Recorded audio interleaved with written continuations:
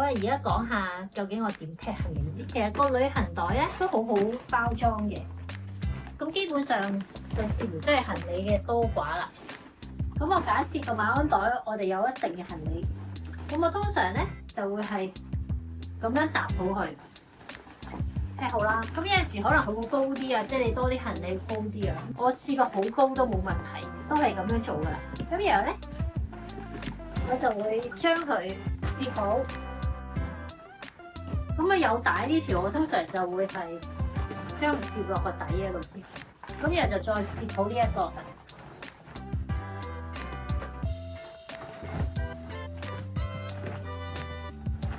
盡量將佢摺到扁啲啦。大概摺完就係咁嘅樣啦。咁買呢個袋嘅時候，佢有一條帶嘅。呢條帶嘅好處咧，就係如果你想 pack 得整齊啲咧，你就可以用呢條行李帶。我上次就加高到咁高，所以佢而家有咁闊嘅，咁我就可以將佢收翻短啲度。啊，咁有一個地方要注意，我通常就會將佢穿嚟呢度有個手抽呢個位，咁條帶就唔會走位。咁咧，就可以 pack 好咗一嚿整齊嘅行李。介紹翻先，咁呢個袋其實就係愛嚟放，可以放車尾用，但係我覺得呢個袋真係超好用，因為好啱屋企擺放。平時踩完單車嗰啲碌好污糟啊嘛，咁你拎入屋就好似唔係好衞生咁，你直接放到呢個箱儲存咧，就會變得好整齊啦。咁我啱啱呢度就有個空間，就自己加塊板，呢個角度就會啱啱好，可以放喺門口，又方便攞嘢。好，呢個就係 Brompton 嗰個原裝燈，但係已經壞咗。要攞架車出嚟，其實都好方便嘅。咁好似之前都有講過，必備嘅就係個腳踏啦。好，而家開翻架車先。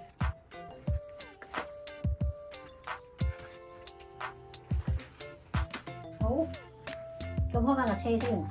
所以我覺得腳踏係基本上係。我覺得旅行必裝嘅。講翻條帶先啦，其實本身跟車咧係有一啲橡筋帶，咁但係其實呢啲橡筋帶咧我已經換過好多條，因為成日去旅行咧拉下都拉爛咗啦。我點樣放咧？我通常就會將佢放喺個架，特別我自己呢個小 tips 啊，因為你如果真係有加過個袋踩過，你會發現咧佢有陣時咧會頂腳。因為頂腳佢有陣時係因為懟前咗呢個位，咁我就會頂腳，咁我就會將佢咧扣到喺呢一個位之後嘅。咁樣綁橡筋帶咧，其實大概係放喺中間平衡就得。咁所以放行李喺度嘅時候，盡量咧啲重量就平均啲咧，就唔好重埋一邊。咁啱啱講過綁嘅時候，我咧假設啦，因為我要換過呢條帶嘅，記住我自己就唔會將佢放到咁前，我一定係將佢褪後嘅，褪到呢個位。咁咧，我而家呢條橡筋帶已經冇橡筋，有陣時我就會將佢綁個裂啊，即係唔係綁個裂，我綁到個圈，咁棘實喺呢個位，咁然後我就再咁樣扣喺度啦，咁樣啦。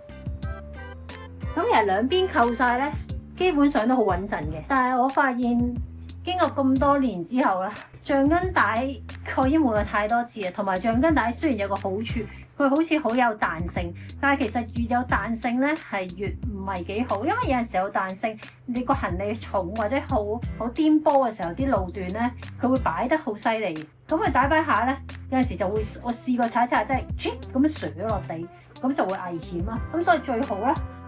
而家咧，我就已經唔用橡筋帶呢件事噶啦。我發現呢類型嘅索帶係最好用，因為你要幾實就有幾實。咁我呢條索帶都係啲工業用嘅帶嚟嘅，所以比較穩陣。咁我都係咁樣照搭去後邊。咁你中意係可以穿埋過呢度嘅，咁佢就唔會擺啦。我穿過個車架啦，但係要留意唔好整到個碌喎。我覺得索帶真係好緊要，我就會穿過嚟呢個位置。我有陣時會綁兩條，有陣時會綁一條咯。因為如果佢好高嘅時候咧，我就會綁兩條；如果係矮矮地又唔係好重嘅時候，我就咁綁一條就算。基本上呢啲帶咧真係好好用，係咁樣索咧，就可以索得好緊啊。其實成個已經好穩陣。咁基本上其實咁樣咧，踩單車咧，我呢度未綁橡筋繩啦，其實都已經可以睇到。我搖下佢俾大家睇先，其實好穩嘅。我自己就會咁樣綁行李咯。如果你未試過咧，就最好喺即係未出發之前要練習下啦。但係有一個位咧，真係要注意呢啲突咗出嚟嗰啲繩，其實真係好危險，會有機會攝咗落個碌嗰度。呢啲帶係即係好危險，即係所有突出嚟嘅嘢係要特別小心咯。咁所以呢啲帶咧一定要綁好，綁短佢啊。然後咧，通常我就會真係攝好嘅，即係你攝多幾下都唔緊要。總之用你嘅方法去確保佢唔會條帶飛出嚟咧就可以啦。大概係咁樣咯。我去旅行就係咁啦。所以啱啱去完阿蘇火山啦，咁都係用呢個方法咁樣去綁咧。其實個行李真係好穩陣。自從我後期發現用咗加多條索帶之後咧，咁就真係冇冧過車。咁之前都真係有試過，有陣時踩下覺得擺啊架車，咁就要喺途中停車，然後再去整緊啲咁樣。咁但係呢個就加條索帶就真係好有用。即係呢個對我嚟講係一個開心大發現。之前講過咧，就係我買過原裝嘅，係以前買 Brompton 嘅時候，後邊有個袋就有埋個車冚袋吸上去個車度。咁琴日就係講過話，去日本如果當火車嘅時候，呢個袋好緊要。咁因為我呢個袋咧，因為太耐啦用到，同埋佢有個唔好處咧，就係吸咗落去之後咧，佢條帶成日攝住個碌呢一個。咁我用下其實覺得唔係幾好用，但係就都用住先。咁後嚟就係發現Mencita嗰個就換咗佢啦。咁呢個就係原本佢愛嚟放喺後邊啦。咁我去旅行，如果我係冇需要拎上火車啦，即係冇需要加多個袋咧，咁我就唔會帶嘅。咁呢個袋就變咗可以放雜物用。